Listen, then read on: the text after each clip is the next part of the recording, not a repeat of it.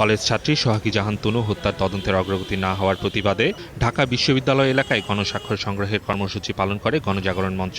অপরাধী গ্রেপ্তার না হওয়ায় সরকারের কঠোর সমালোচনা করেন মঞ্চের মুখপাত্র।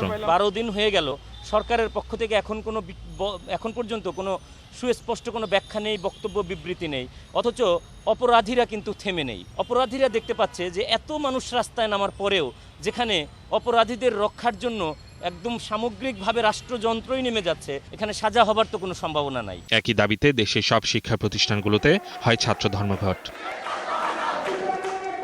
কর্মসূচির সমর্থনে বিশ্ববিদ্যালয় ক্যাম্পাসে প্রতিবাদ সমাবেশ ও বিক্ষোভ মিছিল করে সাধারণ শিক্ষার্থীরা।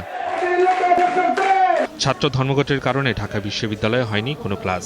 হত্যাকারীদের শনাক্ত, গ্রেফতার ও বিচারের দাবি জানায় আন্দোলনকারী শিক্ষার্থীরা। তনু হত্যার সঠিক বিচারের দাবিতে এটা করা হচ্ছে, আর আমি সাধারণ স্টুডেন্ট হিসাবে এর পক্ষে, আর আমি চাই এর সুষ্ঠু বিচার হোক। ক্যান্টনমেন্টের মতো জায়গায় যেখানে একটা বিড়াল কুকুর ঢুকলেও আপনাদের নিরাপদ তাদের তল্লাশি করে ঢুকানো হয়, সেখান মতো জায়গায় একটা হত্যাকাণ্ড বড় হয়ে গেল, বাট এটার কোনো এখন পর্যন্ত কোনো কিছু হচ্ছে না। এটা অনেকটা কষ্টের বিষয়। এবং আমরা চাই শুধু সেনাবাহিনী না, এটা প্রকৃত যে খুনি বা প্রকৃত যে অপরাধী সে ধরা পড়ুক এবং তার সুষ্ঠু বিচারটা হোক। দোয়েল চত্বরে শিক্ষার্থীদের আন্দোলনের সাথে একাত্মতা প্রকাশ করেন অধ্যাপক ডক্টর আনোয়ার হোসেন।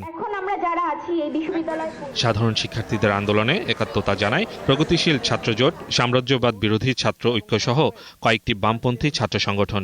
7 এপ্রিল স্বরাষ্ট্র মন্ত্রণালয় ঘেরাও কর্মসূচি ঘোষণা করে তারা। যদি আগামী 7 তারিখের মধ্যে তনুর হত্যাকারীদের গ্রেপ্তার ও বিচারের আওতায় আনা না হয় এবং ইতিমধ্যে যে ধর্ষণের ঘটনাগুলো ঘটেছে সেগুলোকেও বিচারের আওতায় আনা না হয়, আমরা আগামী 7 তারিখ স্বরাষ্ট্র মন্ত্রণালয় ঘেরাও করব।